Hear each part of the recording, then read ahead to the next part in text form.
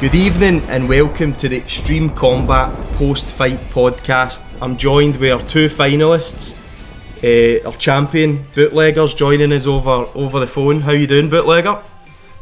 I'm alright, lads. Thank you very much for phoning me up. And our runner-up, Paul the Tim, who, I mean, it was such a tight final. It was unbelievable, and hundreds of thousands of people were checking Twitter to see what one of you guys would become Extreme Kombat champion. Now, for the audience, I'll give you the results. The final, it was 57% Bootlegger, 43% Paul the Tim. Now, the total attendance was 28,064. The total audience final, the audience, global audience, was 414,428. Right? Huge. And the total global audience for Extreme Kombat, our analytics guy just run the numbers, it's 2,773,848. So, on behalf of Extreme Polls, we'd like to thank everybody for taking part. It was a successful inaugural event which left our sponsors happy, our followers happy, and most importantly, our combatants happy, who put their life in the line to put on a show for everybody. So, incredible stuff. Path to the final, right? First of all, Bootlegger, how does it feel to be Extreme Kombat champion? Well, lads. Well, I'll tell you what, it's the only fight I've ever won. Put it that way, lads. I'll tell you that now. Yeah? But look, did the atmosphere inspire you, Paul, when you had the Green Brigade behind you, when you had all the Celtic fans in the arena chanting your name, getting you going? Yes, it was magic. That the support was tremendous. And me and Stevie were discussing this. We think you might have had a bit of an unfair advantage on Bootlegger because you've travelled the world basically supporting Celtic. Yeah. So the you know, an unfair advantage. He had the old Celtic army. He had the Celtic family, the Celtic Twitter family behind him. But look, the fact is, right, is that when you look at your paths to the final, right, Paul the Tim, first round, you had Her Majesty Queen Elizabeth II. You done some crazy superpower, fatality'd her, put her into pieces, flawless victory first round. When you seen that, did your confidence grow? Yeah, it did. You think you're going to get the hands on the trophy? Yeah, but I think Bootlegger got the support for the other side of Glasgow. Are you saying that Rangers fans turned out in their numbers to support Bootlegger? Yes. Was that a conspiracy? Wait a minute. I'm paranoid. We've got a bone to pick. Bootlegger, did you stir up the other side of Glasgow to vote against Paul the Tim to take the title?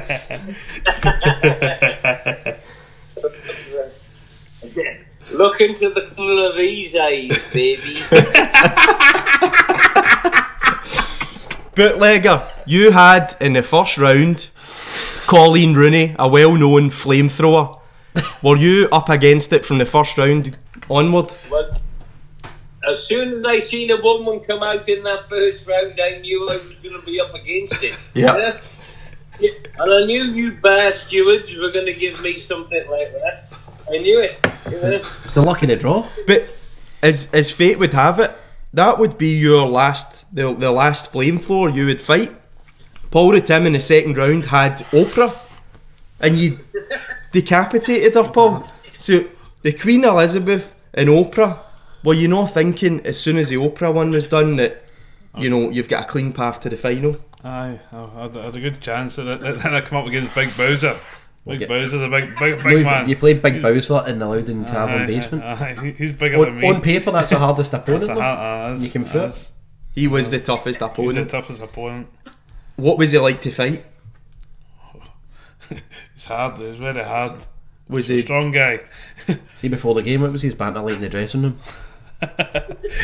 So he was singing "God Save the Queen," so I had to. Was he? I had to get him. Had to sort him out. What about the fact that did Tom Commentator not get beat from Bowser? Tom Commentator, as in Commentator, he was beaten by Bowser in the first round. Battle of the Bows. Battle of the Boyne.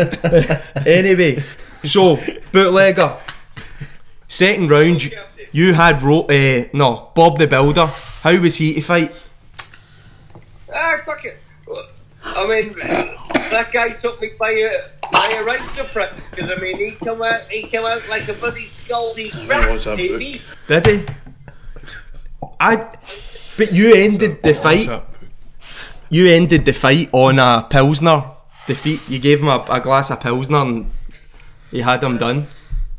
That's all you gotta do. So you gotta get into the mind of these people, baby. And then it was Bowser, third round, quarter final. Robocop for you, quarter final was easy. You dealt with Robocop easily. Bootlegger wasn't. But then Bootlegger in the semi-final, you came up against Coventry City legend Kevin Kyle. What were your thoughts on that fight? Well, he was the walking talisman that I was worried about, because he had a big following, didn't he? He did, but he had a big following, and when he got into the ring, I was thinking, Jesus Christ, are my spidey senses enough for this guy? And Bootlegger, I think they were. You recorded a fatality in that one. A fatality on Coventry City legend Kevin Kyle. Pretty incredible. But this is what I'm trying to tell people about training. If you train and condition the mind, you can do the fatality. We're learning here. We're getting lessons on advice from professionals. Exactly. Now, semi-final for you, Paul, was Lewis Capaldi. Any problems there, or was that just simple? That was simple. I'm a better singer than him. Easy. Simple, done. You decapitated him, I think. I'm forgetting, you did so much damage in that tournament, Paul. I mean, fatality, flawless victory, fatality, flawless victory, fatality, fatality. The only guy that stopped you doing a fatality was the Bootlegger. He was the only man. No. We're face to face after that epic final. I bet Paul didn't think I was fit enough to go that all the way, did he? No, I thought you're fit enough. I thought you're going to fire. I tell you what, Paul, put your big hand out there, because I'd shake that all day. You would have picked my... A good fight, big man. It was a great fight. Both of yous gave us an absolute final to remember. I mean, unbelievable stuff. And Extreme Polls were delighted that you two guys were in the final. Great ambassadors for the sport, combat sports, whatever you want to call it. It was fantastic. But we wanted to ask you, was there anybody in the tournament that you wanted to avoid, that you looked at the bracket and thought, I don't want to fight him? Really? Bootlegger. Look at the respect. Humble respect. He's got a big following. And it's all about the following, Paul. Is that. It's not about the following. It's about the respect you get from it, isn't it? Yeah. And Bootlegger, what about your training in Thailand? Did that help you? Your kickboxing and all that stuff in Thailand, but nothing will beat living with the flamethrower for a fortnight.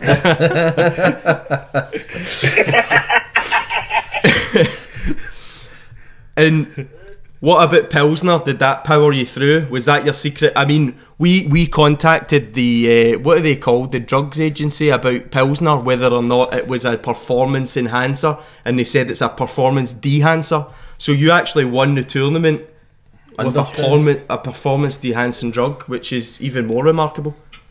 I'm undone with well, a lot of my victory might have had something to do with me going to Amsterdam the week before. You know that.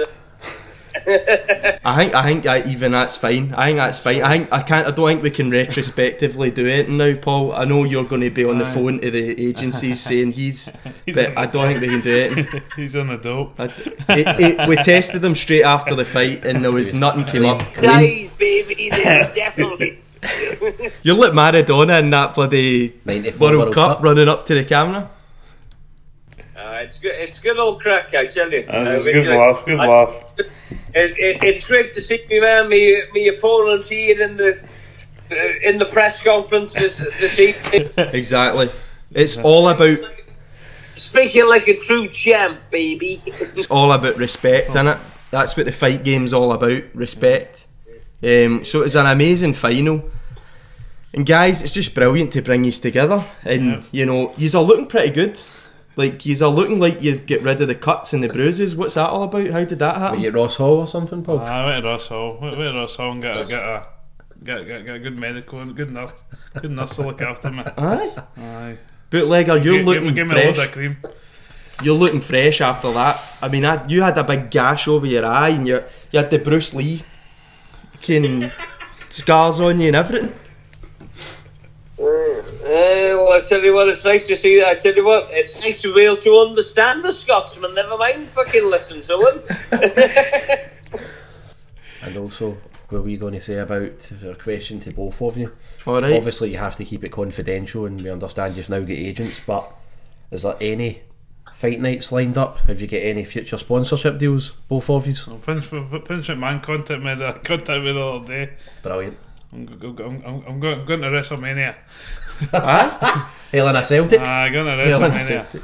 Aye. Who's he going to have you fight? Me be the Undertaker. The Undertaker. Undertaker. Come on. And what about you? But I'm trying to get out, trying to get the flamethrower to top the drinks up, mate. And what about you, Bootlegger? Who are you fighting next? Who have you got your eyes on? Well, I'm out the ring now for a long time. I'm all about spending some time with my family and the dog. Hazel, say hello. Hi, Hazel. Hi, Hazel. Fantastic. Hazel's well. She's seen everything, baby. Yeah. It's your highs and your lows. Your highs and your lows.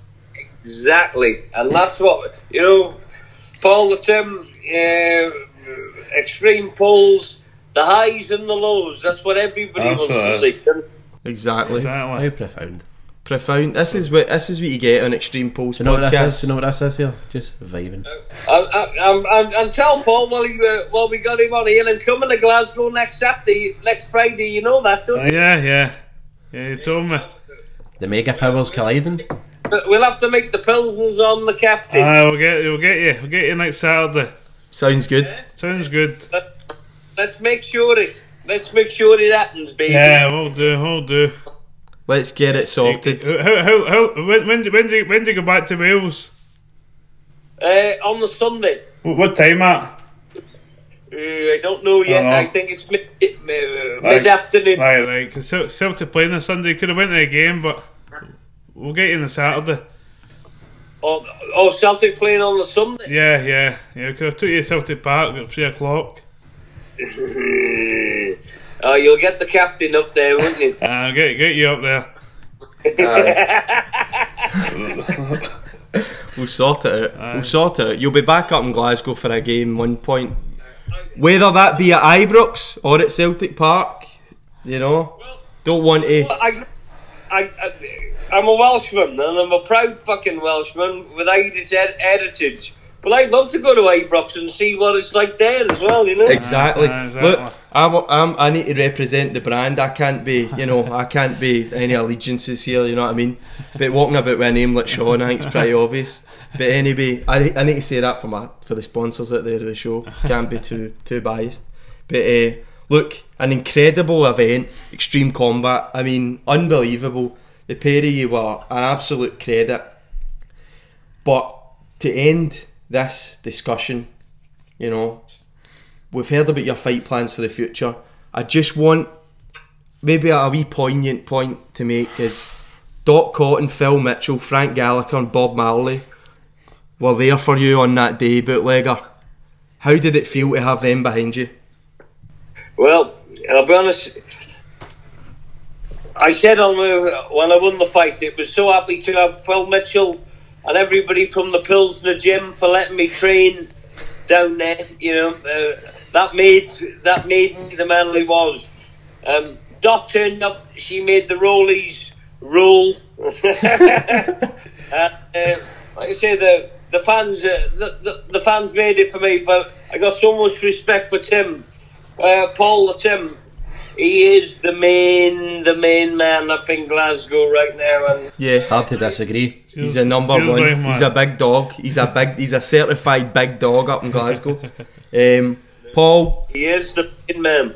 you had Kieran Tierney, Patrick Roberts, and Green Brigade. Lee Griffiths in the Green Brigade. Were all obviously gutted when Bootlegger offered you one final pilsner that you didn't even drink, because in the actual footage it's just on the ground. You collapsed and rushed to hospital with life-threatening injuries that you've somehow managed to get over in 3 days, which is incredible. But Paul, there are rumours of a big fight coming up next. Talks are underway. We're obviously going to be your agent for this one. Talks are underway of a big fight coming up, potentially in April, at Extreme Mania, with a certain Paul Slane. Is there any truth in that? Could you confirm that now to the audience?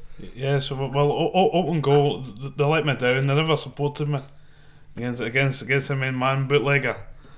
So Paul Slane deserves all it gets, and he's going to be thrown at the flat as well. That's fighting talk. So you're flinging Paul Slane at the flat, Aye. and you're going after him at Extreme Mania, Yep. pay-per-view, one-off event. Yep. Unbelievable. Hell in a Cell. Hell in a Cell. You've got it. Is that what you want? Hell in a That's what I Cell? want, Hell in a Exclusive. Cell. So an exclusive tonight on the Extreme Kombat post-fight podcast. Paul the Tim v Paul Slane. Hell in a Cell. It's coming to you around April. We need to book the venue and all that. It's got to have to get That's happening. Is Paul Slane been chucked at the flat? Aye, he's going to get chucked at the He's flat going to this get chucked at the flat this weekend, and it's done. The Exclusive. over. It's done. There you have it. It's done. You guys over there can get your bloody rumble in the jungle, but you got to get your rumble in the valleys, baby. Well, who are you fighting next, Bootlegger? That's what we want to know. Who have you got your eye on? Who's getting it next? Well, I just keep taking any gym. I just keep taking any gym. Anybody that wants to come to Right. the valleys, to the jungle, I don't give a shit. Mike Tyson? I take Mike Tyson. I kick his ass. I won't go back in the ring with Paul the Tim, though. That's no doubt about it. Amazing. Right. We'll leave it there. I'm a lover, not a fighter. You know that, don't you? Yeah, we're not that. Well, there you go. There you have it. Bootlegger, Paul the Tim. Respect. And No, man. I'm fucking telling you now, respect for Paul the Tim is just... And all the Celtic fans, there was never any... I don't know. 99.9%, there was no bad feeling. No, not at all. it's It's a clean fight. a good, clean fight, Paul. Exactly. And we'll end it on that. It's been a pleasure to have you both on for this exclusive. And we can only hope that many more Extreme Kombats in the future and Extreme Kombat events. Amazing.